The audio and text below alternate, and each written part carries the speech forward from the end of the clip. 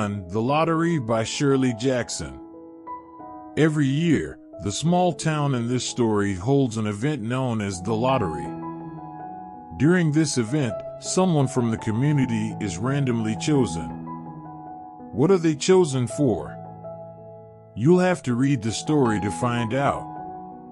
You may have heard of the term mob mentality and how it can allow for some pretty surprising and terrible things to happen. This classic story looks at society and how much evil people are willing to overlook to keep their society stable. This is considered to be one of the most famous short stories in American literature.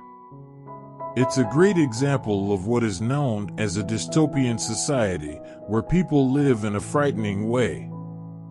To learn more, check out this TED video that tells you how to recognize a dystopia.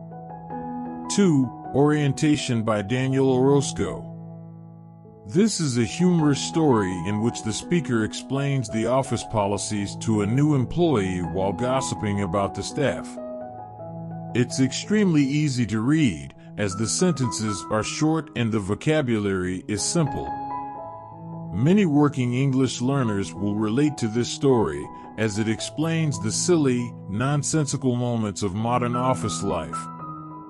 Modern workplaces often feel like theaters where we pretend to work rather than get actual work done. The speaker exposes this reality that few would ever admit to. He over-explains everything from the view out the office window to the intimate details of everyone's life, from the overweight loner to the secret serial killer.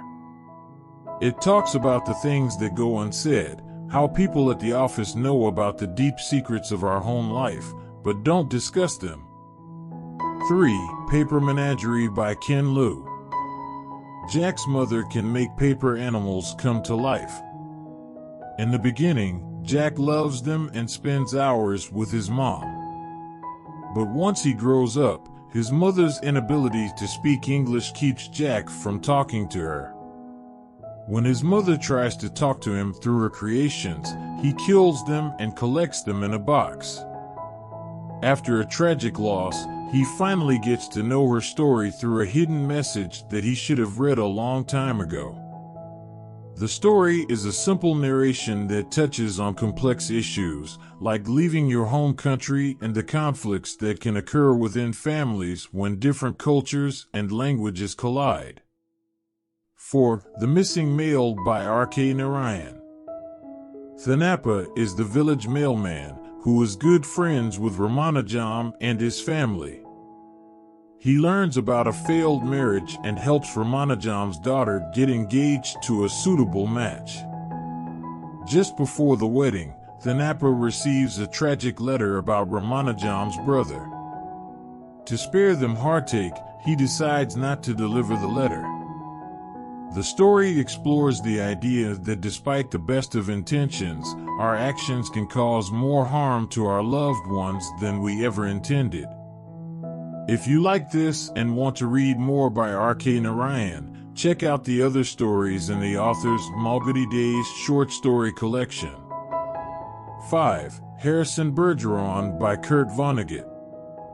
The year is 2081, and everyone has been made equal by force.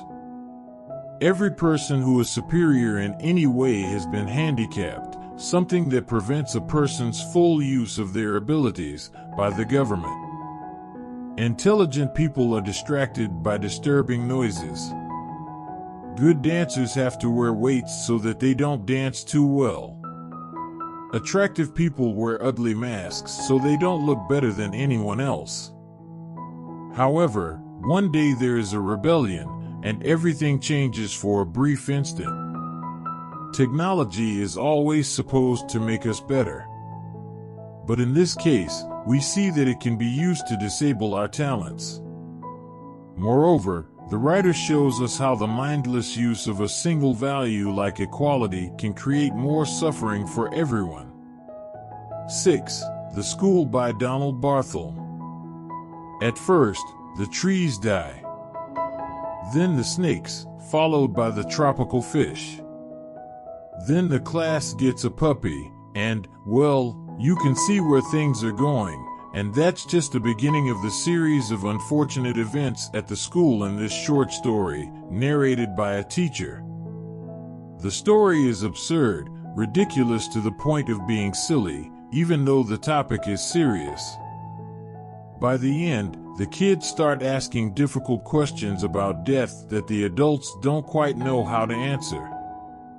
This story leaves a lot of things unsaid, which means you'll need to read between the lines, or look closer at the text to understand what's really happening. 7. Girl by Jamaica Kincaid. In Girl, a mother tells her daughter how to live her life properly. The mother instructs the girl to do all the household chores in very specific ways, making it seem like that's her only duty in life. Sometimes the mother tells the girl how to attract attention, not to talk to boys, and to always keep away from men. Other times, the mother hints that the girl will need to be attractive to men to live a good life. This story doesn't feel like a story. There's no plot, and nothing really happens. But read closely, and you'll see an important message about how girls are taught to live restricted lives since childhood. 8. Rikki-Tikki Tavi by Rudyard Kipling. Rikki-Tikki Tavi is a classic tale about a mongoose who regularly visits a family in India. The family feeds him and lets him explore their house, but they worry that he might bite their son, Teddy. One day, when a snake is about to attack Teddy, the mongoose kills it. This event helps the family accept the mongoose into their family. This is a simple story about humans and animals living together as friends. It's old, but the language is fairly easy to understand. It reminds us that animals can also experience feelings of love and, like humans, they will also protect the ones they love. Rikki-Tikki Tavi is part of Kipling's short story collection The Jungle Book, which was famously made into a movie by Disney. 9. Excerpt from Little Dorrit by Charles Dickens. Dorrit is a child whose father has been in prison ever since she could remember. Unable to pay their debts, the whole family is forced to spend their days in a cell. Dorrit dreams of seeing the world outside their little cell. This excerpt, short part of a larger work, introduces you to the family and their life in prison. The novel is about how they manage to get out and how Dorrit never forgets the kindness of the people who helped her. Injustice in law is often reserved for the poor.